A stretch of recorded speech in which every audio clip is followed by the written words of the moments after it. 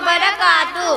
میرا نام عالیہ اعظمی ہے، میں ادارہ درس دینیات کی طالبہ ہوں۔ میرا نام مسکان پروین ہے، میں بھی ادارہ درس دینیات کی طالبہ ہوں۔ میرا نام معروفہ شہاب ہے، میں بھی ادارہ درس دینیات کی طالبہ ہوں۔ میں حدیث پیش کروں گی میں ان حدیثوں کا ترجمہ پیش کروں گی اور میں ان حدیثوں کی مختصر وضاحت پیش کروں گی۔ حدیث نمبر 31، اجل اللہ یغفر لکم۔ ترجمہ، اللہ تعالیٰ کی بڑائی دل میں بٹھاؤ، وہ تمہیں معاف کر دے گا۔ یعنی اللہ تعالیٰ کی بڑائی دل میں ہوگی تو انسان اللہ سے ڈرے گا، جو اللہ سے ڈرے گا وہ گناہوں سے بچے گا۔ اللہ تعالیٰ کی بڑائی دل میں بٹھانے سے اللہ کی ذات عالی کا یقین بڑھتا ہے۔ حدیث نمبر 32، صوموا تصحوا۔ ترجمہ، روزہ رکھو صحت مند رہو گے۔ یعنی روزہ رکھنے والا جہنم کی آگ سے بچا لیا جاتا ہے۔ روزہ رکھنے سے آدمی گناہوں سے بچتا ہے۔ روزہ انسان کو بہت سی بیماریوں سے بچاتا ہے۔ حدیث نمبر 33، لعن اللہ السارق۔ ترجمہ، اللہ تعالیٰ چور پر لعنت فرماتے ہیں۔ یعنی چوری کرنا بہت بڑا گناہ ہے۔ چوری کرنے والے سے اللہ تعالیٰ ناراض ہوتے ہیں۔ چوری کرنے والا لوگوں کے نزدیک ناپسندیدہ اور ذلیل ہوتا ہے۔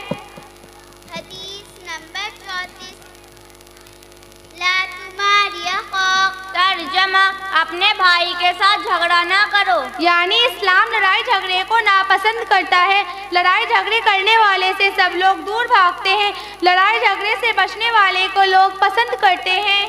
حدیث نمبر 35، ان الغضب من الشیطان۔ ترجمہ، بے شک غصہ شیطان کی طرف سے ہوتا ہے۔ یعنی بلا وجہ غصہ کرنا حرام اور بہت بری عادت ہے۔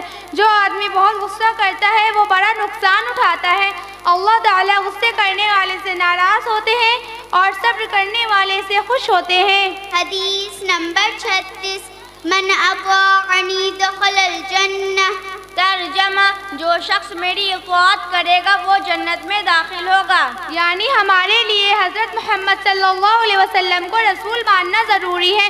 آپ صلی اللہ علیہ وسلم کے طریقے پہ چلنا ضروری ہے۔ جو آپ صلی اللہ علیہ وسلم کے طریقے پہ چلے گا وہ جنت میں داخل ہوگا۔ حدیث نمبر 37، ما نقصت صدقۃ من مال۔ ترجمہ، صدقہ مال کو کم نہیں کرتا۔ یعنی صدقہ دینے والا بلاؤں اور مصیبتوں سے بچا رہتا ہے۔ صدقہ دینے والے سے اللہ تعالیٰ محبت کرتے ہیں۔ صدقہ کرنا اللہ تعالیٰ کے غصے کو ٹھنڈا کرتا ہے۔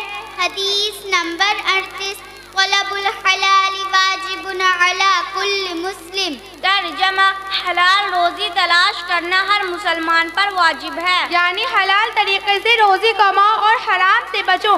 جو آدمی حرام مال میں پلا بڑا ہوگا وہ جہنم میں جلے گا۔ حلال طریقے سے مال دولت کمانا بھی ایک عبادت ہے۔ حدیث نمبر 39، تہادوا تہابوا۔ ترجمہ، آپس میں ہدیہ لیتے دیتے رہو، محبت پیدا ہوگی۔ یعنی کسی کو اللہ کے لیے کوشش دینا ہدیہ کہلاتا ہے۔ آپس میں ہدیہ کا لینا دینا آپ صلی اللہ علیہ وسلم کا طریقہ ہے۔ ہدیہ لینے دینے سے آپس میں محبت اور ہمدردی بڑھتی ہے۔ حدیث نمبر 40، ایاکم والکذب۔ ترجمہ، جھوٹ سے بچو۔ یعنی جھوٹ بولنا بہت بڑا گناہ ہے اور بہت بری عادت ہے۔ جھوٹ آدمی کو گناہوں کی طرف لے جاتا ہے۔